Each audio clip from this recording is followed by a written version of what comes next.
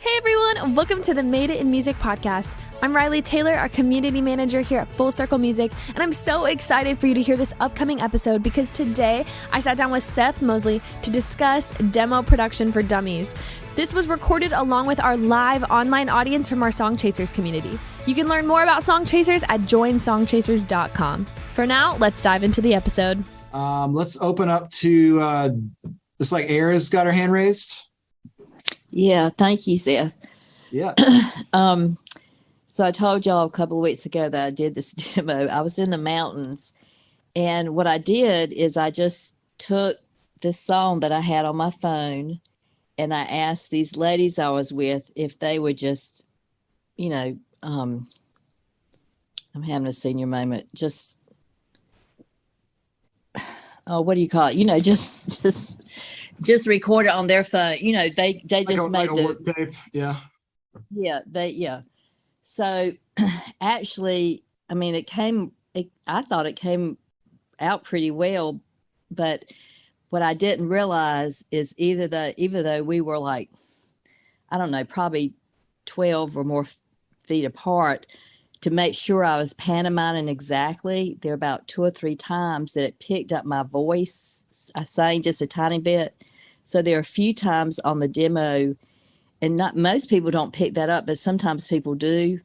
And so the question is there a way for me, number one, to just go back and slice those tiny little things, or do I need to, what do I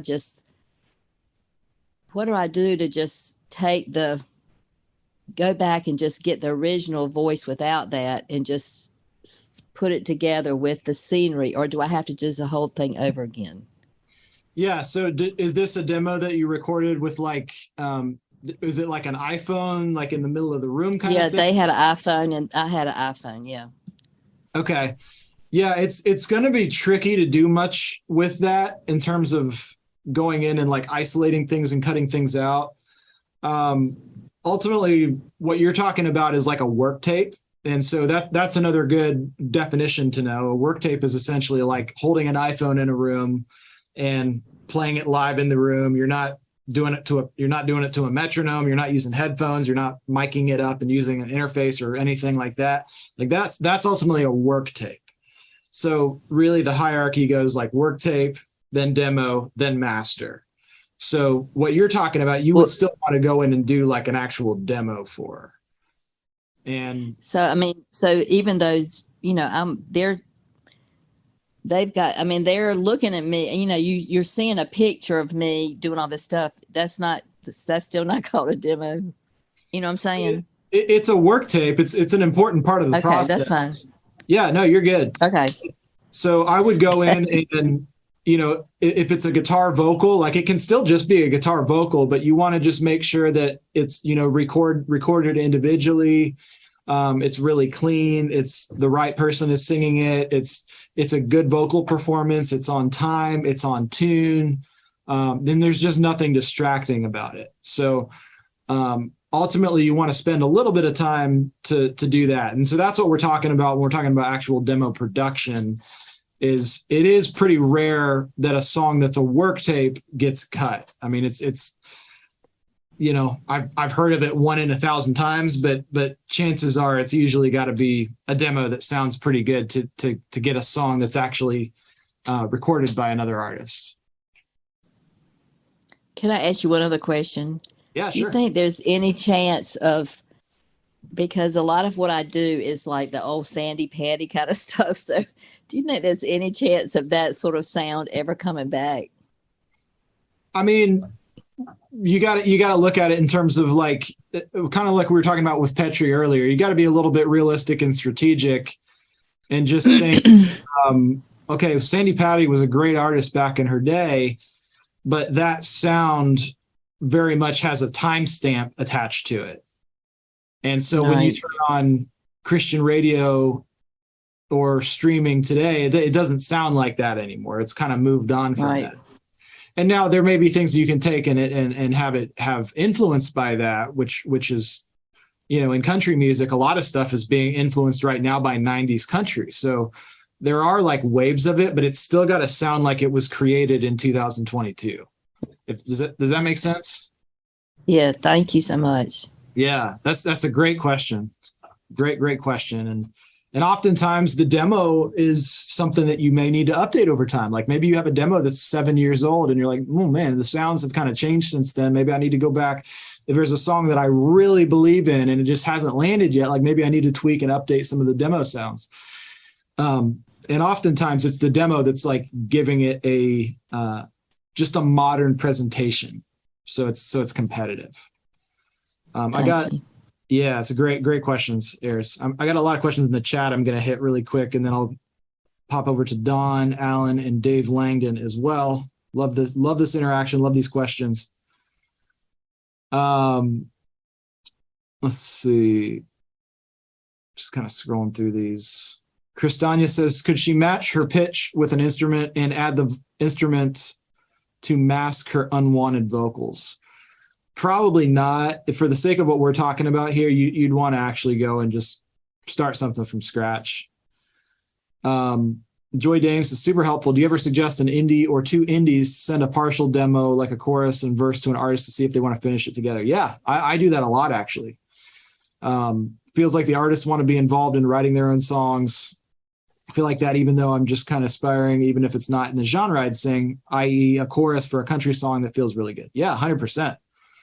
For sure. That can be, I mean, I've even done the thing where like I've written a full song with writers and then I'll print a version of it that's like just a verse chorus and then like the instrumental for the rest of the track. And then we'll send that to somebody, or I'll play that in a session so that it feels like there's a kind of room for something to be added to. I've done that. I did that actually with Mia Fields a good bit years ago when we first started out, and that turned into quite a few cuts with, Francesca Battistelli and several other artists.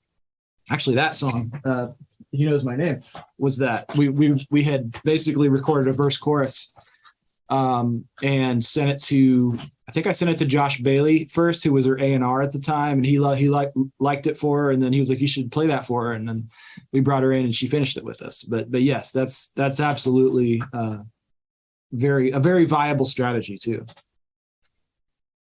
Carolyn says, Eris, when you get your new audio demo done, I'm happy to show you how to split the audio off from your video and then add the new audio. That's awesome. Thank you, Carolyn. That's super helpful.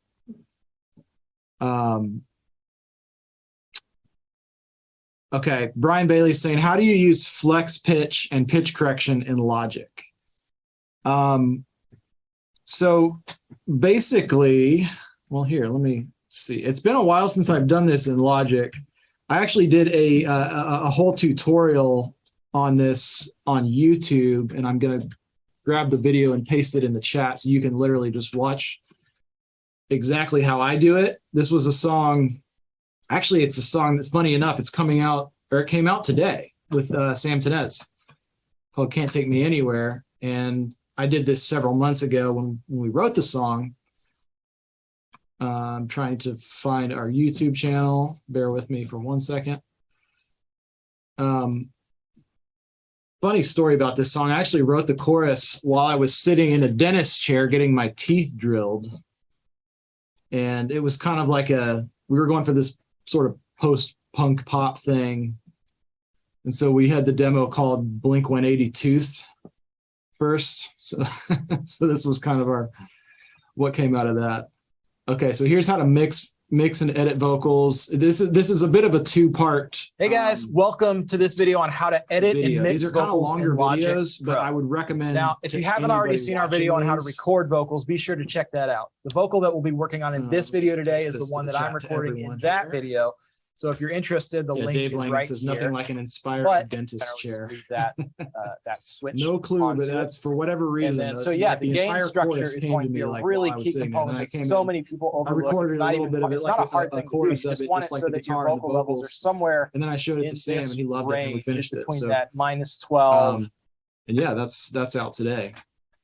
But yeah, Brian, I would definitely go watch those, because I did those all in Logic just to show that you can kind of do it in the box without buying and spending a ton of money on extra outside plugins and stuff. So Kim says, can you purchase a gated mic for home use? I have a Shure SM58. My inhalations sound terrible. How much are they? This is a great question, Kim. I actually don't really use gates at all. I just go in and I will physically cut out the breaths in the waveform and all the dead space, because it's just going to, like, to compress and EQ a vocal the way that it needs to be to sound up front, you're just going to have tons of hits. Like, even if you're using a really expensive mic, a really nice mic, it's still going to be noisy. So I go in and I cut out the dead space in between every single, line. And many times I'll cut out the breaths as well too. So there really, it's not a matter of the mic you're using. It's a matter of the editing that you need to do on the back end.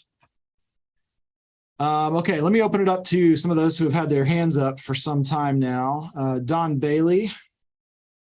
Let's go over to you, Don, if you don't mind unmuting yourself. Yeah. Can you hear me? Can you hear me? I got you now. Okay.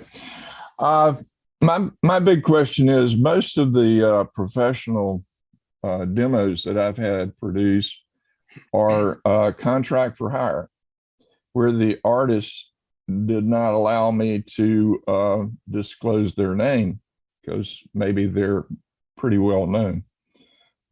My problem is, when I went to DistroKid to have it distributed, I put it up, and I put up pics originally under, it was called Another Man. And I had the song taken down by Songfinch for claiming that I was not giving the artist, one of their contracted artists, who was also my producer, credit for the song. But I had done that through DistroKid, but it didn't show up in, it just had my picture and it had lyrics by me. I didn't claim to be the artist. So how do you, now I've been very reluctant to put any songs back out. I've got 10 songs produced, but I've been very reluctant to put anything back out on social media for fear of the same, I don't want to get taken down again. How do you disclose or not disclose an artist that did the song for you on social media? Yeah, that's something you kind of have to talk to them. Whoever's doing the demo for you, you have to really just make sure that they are agreeable on the front end. Just what's your purpose with this? Like, this is actually perfect, because this is what we were talking about at the beginning. Is this for demo purposes, or is this for actual, like, releasing it through DistroKid to the world purposes? Because those are two different things. So is that a conversation you've had with all of these on the front end? Yeah, they've given me permission to promote the song using their name. Like, I could have told Kenley that my producer's name on that had he asked. But if I just want to put it out, release it, I don't have permission to do that. So that's something you need to get very explicit permission from that person on the front end to do, because it is two different things. When you're just kind of trying to promote a song, like whether that's just playing it for a publisher or trying to get somebody to listen to it to potentially record it. But once you actually go to distribute it, because that's when a song actually starts making revenue and it starts to be attached to, like on Spotify, for instance, if you go to somebody's Spotify profile, the first things that show up at the top are all their top songs. And let's say you had a top song that did really well on Spotify that had a certain featured artist on it, but it wasn't necessarily what they wanted their main brand to be. It would still show up on the front page of their Spotify page. So artists have to be very selective. And sometimes you can get around it by using like another demo name, or like a fake name, or a stage name, or a pen name, or a moniker. And so that's where you can just talk to artists or the demo producers and ask them, hey, would you be open to me releasing this, even if it was under an alias or a fake name or something like that, just because I want to get the song out there. So it is something that you do need to talk about on the front end. And many of the times they'll be fine with it, but there are cases where they won't want it released commercially. It's more just for demo purposes. So you kind of just have to do your due diligence on the front end with that. okay. Does that make sense? Yeah, it makes sense. Still kind of difficult, even if so if that's legal to use a fake name. Yeah, if the artist signs off on it and it's part of their, I mean, you couldn't just do it without their permission, but you know, if the artist is fine with having their voice out on something commercially, but doesn't necessarily want it to be like attached to their main profile, Right. and many times they'll have like an alternate a moniker. Like my friend Sam Tenez, who I talked about, who just released that song today, he probably has 5 other artist names just for different types of sounds that he's a part of, you know? Okay.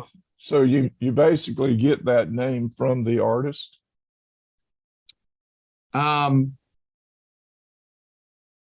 Yes. Yeah. It's something that you would have to discuss with them on the front end. I mean, it's like, again, you kind of it goes back to what's the original intent of hiring them? Is it to release something commercially?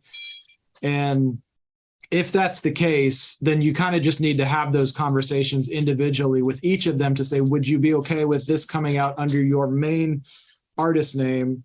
Or would you be okay with it coming out under a moniker of some sort? And at that point, that they'll have to be the one that kind of comes up with whatever that thing is. One other question tied directly to that. I have had other producers that want to do a split 50-50, but at the same time, they don't want me to use their name. So when you go and register the song with like DistroKid or someone or BMI, they ask you who the artist is for sharing royalties. You have to put that person's name down. Yeah. So what you're talking about, I guess, would be not. So there's 3 things that you would put down. You would put the, and let me just actually pull up Spotify just so I can even show this as an example. When you go to Spotify and you go to any song, there's going to be let's just go to High Valley. There's going to be on any song, if you click on like the credits, there is a performed by. So that's the actual artist. And that's where you would put in like a feature artist name. There's the written by, which is the songwriters. And then there's the produced by. So anytime that you are either co-writing something with somebody or having it produced by somebody, you would put it in the credits, but this is not who performed it. So it's 3 different categories. So there's your songwriter, there's your producer, and there's your actual performer. Well, what if the producer and the performer are the same? Then you would have to get their permission to release it with them as a performer name, because that's where it links back to their like, here, let me give you an example. Country music, girls and trucks. This has a feature artist. It's Granger Smith. So on this page, like this song would show up on Granger Smith's page because he is he's one of the performers on it, where it says performed by. He's not a writer or a producer. So it's ultimately the performed by is what you kind of want to have that conversation on the front end. Like if you hired a producer to produce a track and it's not him singing, you can do really whatever you want with it. But if it is them singing, then you need that's where you have to have those conversations of, okay, well, is this somebody who's actually like willing to be listed as a performing artist on it, or are they just wanting like production credit? Does that make sense? Yeah, pretty much. Almost every one of these songs that I've contracted for, they've given me full 100% publishing rights. So does that change anything? Not in terms of being able to use their name. It just means that you wrote the song. It was a work for hire where they recorded a demo for you for that song. One option, if you're running into problems, would be to go on like Air Gigs or soundbetter.com, and you could always find somebody to like re-record the vocal if they don't want to have their name attached to it as a performing artist. So I just did that. Okay, well, I got a song coming out next week. I just did that with Air Gigs. There you go. That's oftentimes the answer. So, but really at the end of the day, I'm sure it's frustrating in the moment because you've spent this money on these songs and you want to get these songs out there. Why can't it just be that simple? But it is having those conversations just as clear as you can on the front end that how are you willing to be credited on this, basically? Like, do you want to be listed as a performing artist? If not, what are the other options? Okay. I thank you. Yeah. That's a great question, Don. And I hope that was helpful for everybody else listening as well. Cause we've been asked those things a lot, and it's not the type of stuff that you learn if you go read a music business book, or if you attend music business in college. Like it's not exactly black and white. It's a kind of a gray, it's kind of a gray area, and it's like case by case basis. And that's where the relationship side is so important. Mm-hmm. So great question from Don. We got 2 hands raised, been raised for a while. Let's go over to Alan Baker. Hi, Seth. How are you? Good morning. Good. How are you? Man, real good, real good. So just a quick question on, creating demos, that kind of thing. What do you recommend as far as automated instrumentation, plugins, things like that? Unfortunately, some of us can't play 14 different instruments like Dave Langdon and some of these other very talented people. And, a lot of the stuff that I'm generating, I'm having to generate through. I mean, I got a little MIDI Alesis keyboard, things like that. I fall back to Band in a Box and things like that will auto generate some tracks for me. Do you have recommendations of other things so that I can expand my sounds a little bit and, possibly create some other instrumentation? Yeah. Are you familiar? Do you use Pro Tools, or what do you use? Well, I'm on GarageBand right now, but I'm thinking about jumping to Logic and just crossing over to that. So yeah. I would jump to either Logic or Pro Tools, or one of those where it's just you can do a lot more with it. Mm-hmm. So to begin with, I mean, even just getting Logic, it will open you up to a whole new level of like sounds, and they have what they call Apple loops. Mm-hmm. And so those are those things over on the right side. You can drag them in. They conform by pitch and tempo and time. And GarageBand has a lot of that too, but Logic has a whole host of more of them. Oh, okay. There's one that I use all the time, and a lot of other friends of mine use it. Are you familiar with Arcade? I'm not, but I'll get familiar with it. Yeah. So it's by Output. Output is the company, and the plugin is called Arcade. Is it spelled ARCADE or? Yeah. And you can go through, and they have samples where you can just play it on a keyboard, but they also have a lot of loops too. Like, if you search Nashville, for instance, like that's where a lot of the country stuff is. And so they'll have like fiddle licks and you can change the tempo, you can change the key. There's steel guitar licks, there's acoustic licks, there's drum loops. That one's really amazing. Output Arcade.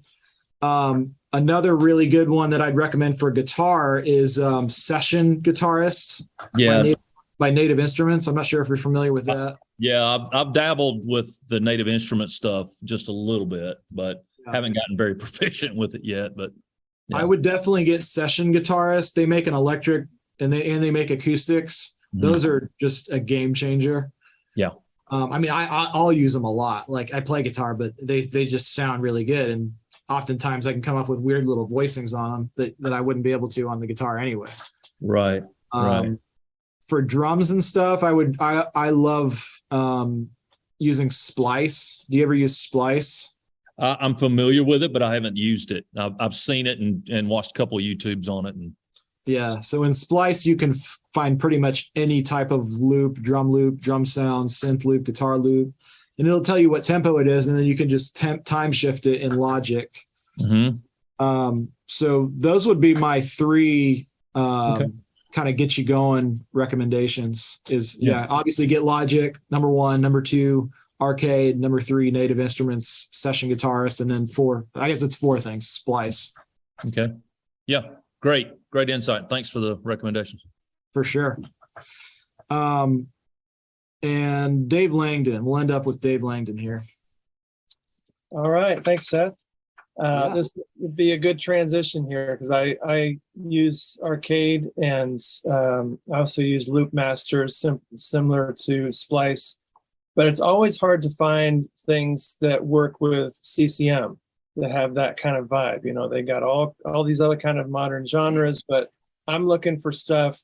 So, you know, I'm trying to work on my speed with making those or like that, have sounds, or there are sound packs that you can buy, or Logic templates for CCM that can kind of speed things up. You know, anything that you would recommend along, you know, there's, or even producer packs or MIDI packs. I know there's so many things out there like that. But, you know, you got to kind of sort through the stuff that's actually good. So are there things that you would recommend that would help speed things up a little bit?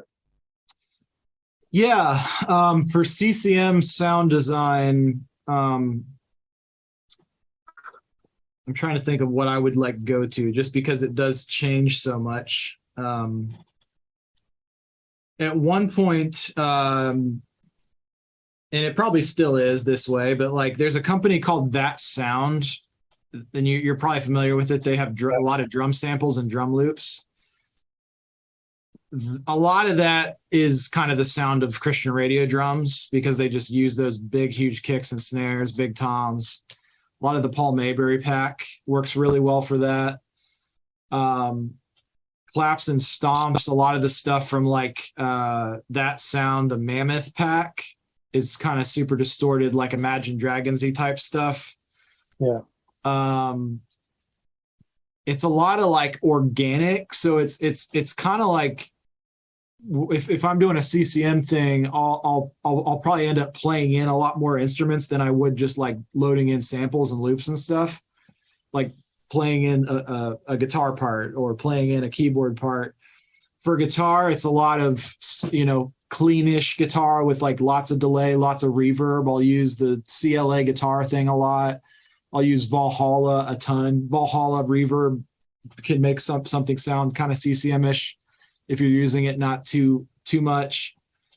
Trying to think other things for CCM, because it's such a wide genre gap. But in terms of like the CCM producers that I know and my stuff in the past, it's just been like a hodgepodge of, I like this sample from Splice, and then I played this thing in, and then, so there's not really like a template per se.